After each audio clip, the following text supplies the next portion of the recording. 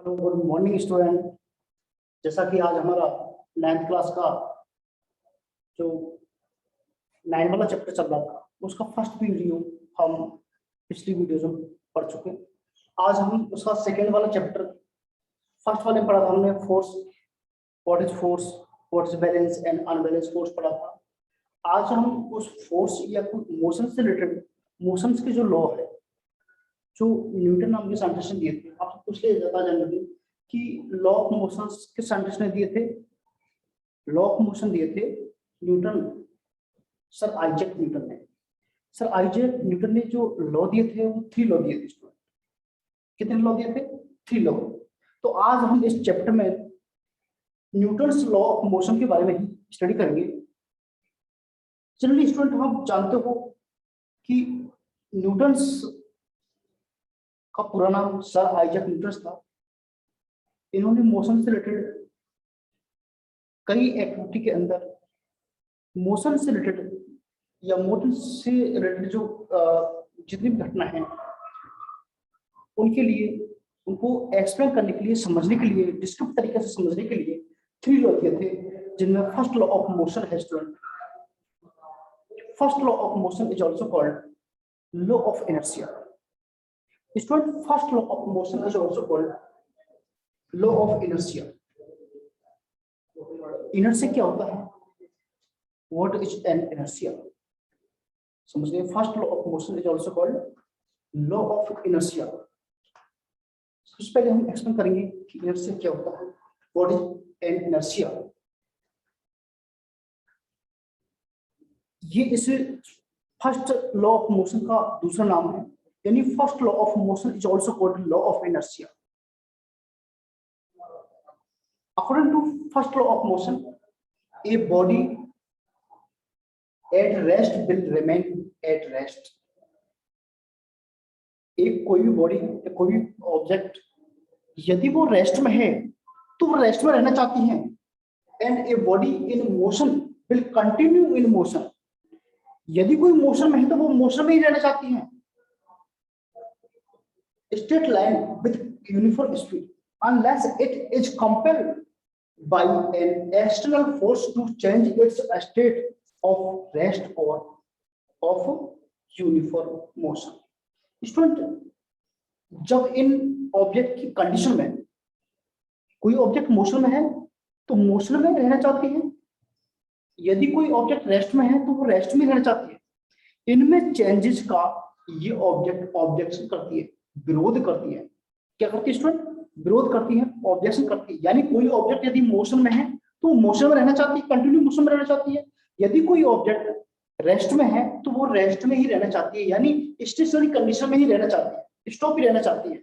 यदि उसमें चेंज करेंगे हम, यानी हम कह सकते हैं कि कोई ऑब्जेक्ट स्टॉप है तो उसको मोशन में लाना चाहते हैं तो वो ऑब्जेक्ट उसका ऑब्जेक्शन करती है। यदि कोई ऑब्जेक्ट मोशन में है तो हम रेस्ट में लाना चाहेंगे तो उसका भी वो क्या करती है? ऑब्जेक्शन करती है। उस ऑब्जेक्शन फोर्स को ही हम क्या करते हैं? इनर्शिया कहते हैं स्टूडेंट। यानी हम कह सकते हैं इनर्शिया एक क्या है? ऑब्जेक्शन फोर्स है, जिनको हम आगे डेफिनेशन पढ़ेंगे। तो स्टूडेंट, इस फर्स्ट लॉ ऑफ मोशन में यही है कि कोई ऑब्जेक्ट जिस कंडीशन में है, जिस स्टेट में है, उसी स्टेट में रहना चाहती है। उस स्टेट में चेंजेस का क्या करती है? ऑब्जेक्शन करती है। दिस इज लॉ, या this law is called first law of motion. It's also called law of inertia. Inertia क्या होता है?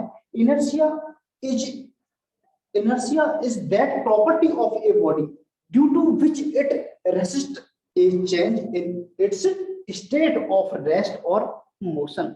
यानी इनर्शिया कुछ नहीं है, इनर्शिया एक ऑब्जेक्ट में फोर्स होता है, मैंने बताया था। या इनर्शिया वो प्रॉपर्टी होती है किसी ऑब्जेक्ट की, जब कोई ऑब्जेक्ट की स्टेट में हम चेंजेस करते हैं तो उस चेंजेस में का जो कह सकते हैं जो विरोध करता है, जो प्रतिरोध करता है, उसमें विरोध ऑब्जेक्शन करता है, उस रेसिस्ट को ही हम क्या कहते हैं? इनर्शिया कहते हैं।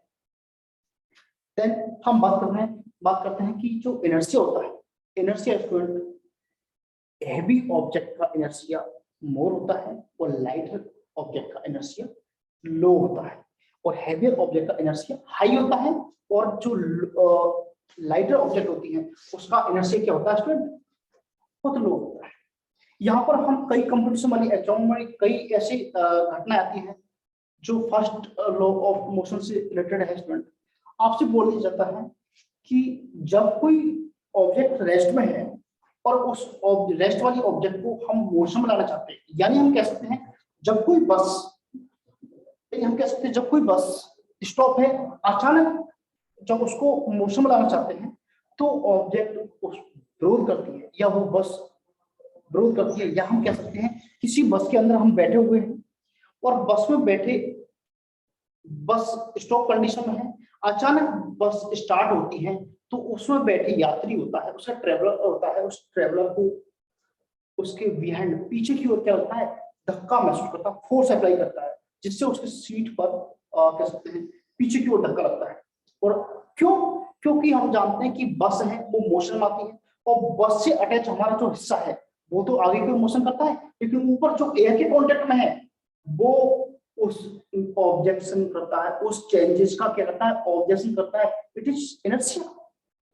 कोई ऑब्जेक्ट मोशन में है, ये बस में बैठा कोई यात्री सफर कर रहा है, बस कंटिन्यू मोशन में है, अचानक ड्राइवर उसमें ब्रेक लगाता है तो स्टूडेंट हमारी जो बॉडी है, ऊपर की जो बॉडी है, वो ऊपर की बॉडी एयर के साथ कंटिन्यू मोशन में है, लेकिन जैसे ही उस बस ने स्टॉप किया, बस ने ब्रेक लगाया, स्टॉप किया, तो बस रुकी तो हमारा नीचे वाला हिस्सा भी बस के साथ रुक गया, लेकिन ऊपर का हिस्सा कंटिन्यू मूव करता है और उस ऑब्जेक्ट उस चेंजेस का क्या करता है, ऑब्जेक्शन करता है, यानी मोशन में ही रहना चाहता है।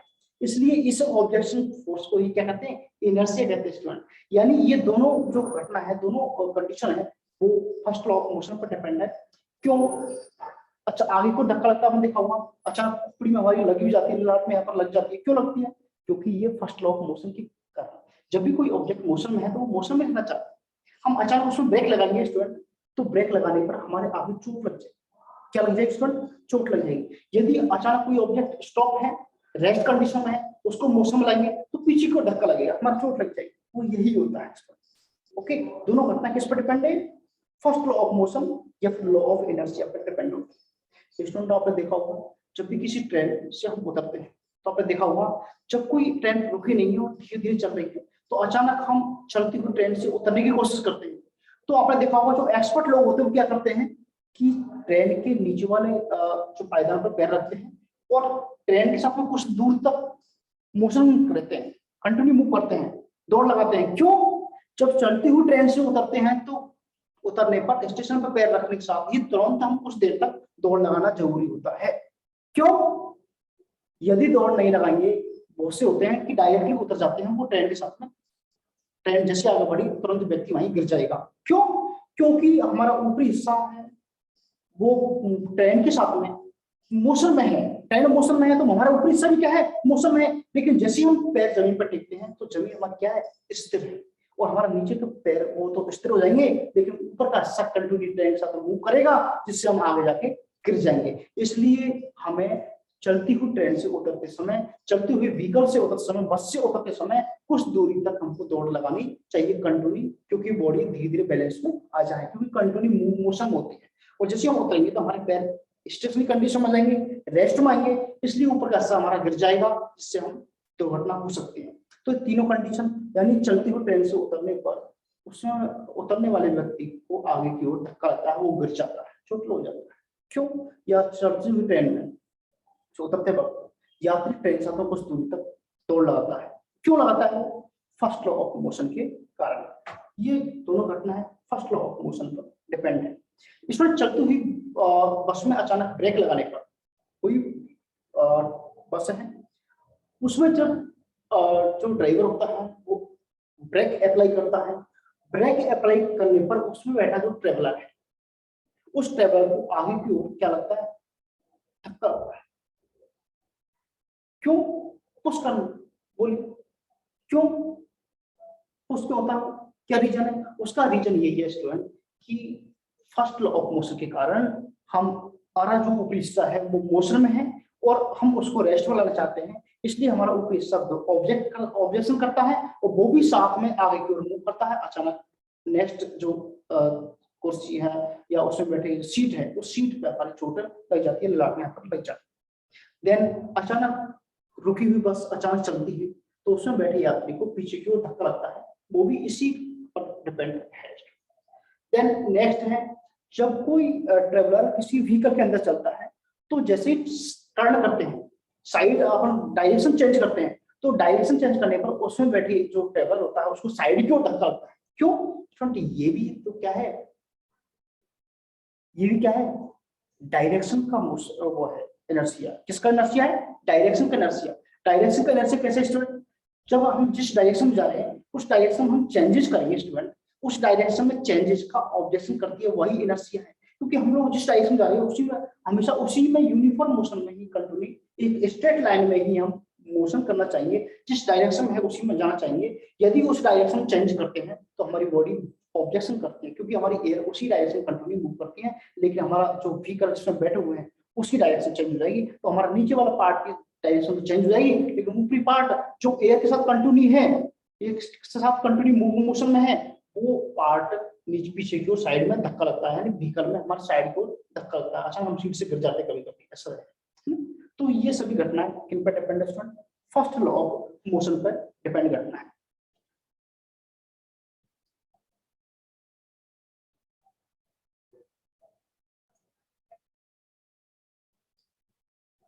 अब हम पढ़ेंगे कुछ एग्जांपल्स जो कि फर्स्ट लॉ ऑफ मोशन पर डिपेंड है। ऐसी घटनाएं जो फर्स्ट लॉ ऑफ मोशन पर वर्क करती है स्टूडेंट, वो है when A hanging carpet is beaten with A stick the dust particle start coming out of it. Student कोई भी कारपेट होती है उसको टांग करके और हम लोग उसको किसी स्टिक के द्वारा पीटते हैं, जैसे उसको बीट करते हैं पीटते हैं, तो हम जैसे पीटने पर स्टिक के द्वारा वो हमारी जो कारपेट होती है वो मूव करती है, स्टिक को मारा वो कारपेट हमारी मूव करती है, और उसके अंदर जो डस्ट पार्टिकल है वो स्टेशनरी कंडीशन होते हैं, वो रेस्ट कंडीशन होती है। जैसे हमारी जो कारपेट मूव की वो डस्ट पार्टिकल वहीं आउट हो जाएगा, क्योंकि डस्ट पार्टिकल रेस्ट कंडीशन में है जबकि कारपेट मूव हो जाती है। क्यों? क्योंकि it is depend on inertia, ये भी इनर्शिया पर डिपेंड है, क्योंकि इसमें क्या है, जो डस्ट पार्टिकल है वो उसको मोशन में लाने का ऑब्जेक्शन कर रहा है, इसलिए वहीं पर रुक जाता है, वो तो रेस्ट में ही रहना चाहता है। Okay, when a tree is second vigorously its fruit and leaves fall down। आपने देखा होगा स्टूडेंट, जब भी हम किसी डाली से ब्रांच से जब फ्रूट को तोड़ना है, लीव्स को तोड़ना है, तो हम लोग उसकी ब्रांच को पकड़ के हिला देते हैं, क्योंकि ब्रांच को हिलाने पर जैसे ही ब्रांच मूव करती है तो उसके में लटके हुए जितने फ्रूट्स होते हैं एंड लीव्स होती हैं वो स्टेशनरी कंडीशन में रहना चाहती है, वो वहीं रह जाती है, ब्रांच ऊपर जाती है नीचे आती है, इसी कारण वो एकदम सेपरेट हो जाते हैं, टूट जाते हैं, क्योंकि वो उस मोशन का ऑब्जेक्शन करती है।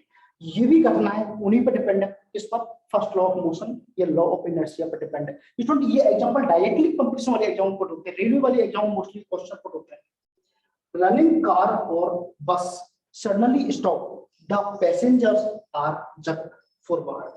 स्टूडेंट जब कोई रनिंग कार या बस होती है, मैंने आपको अब एग्जांपल बताया था, जब अचानक ब्रेक अप्लाई करते हैं, अचानक स्टॉप करते हैं, तो उसमें बैठे जो पैसेंजर होता है उसको फॉरवर्ड डायरेक्शन मतलब आगे की डायरेक्शन क्या होता है उसको चोट लगती है, चक हो जाता है। क्यों? इसी फर्स्ट लॉ ऑफ मोशन पर डिपेंड है। When a bus turn a corner we tend to fall sideways. जब कोई पैसेंजर किसी कार या बस में बैठा हुआ है वो टर्न करती है तो अचानक साइड में क्या लगता है उसको धक्का लगता है, वो अचानक गिर जाता है, साइड में की ओर गिर जाता है ना? ये भी किस पर डिपेंड है? कौन सी घटना है जो first law of motion work करती है या लॉ ऑफ इनर्शिया के कारण ये घटनाएं होती है। ठीक है स्टूडेंट, आप इनको कंप्लीट करिए, देन नेक्स्ट वीडियो में हम लोग सेकंड लॉ ऑफ मोशन को पढ़ेंगे, जब तक आप इसको कंप्लीट करिए। Okay, thank you student.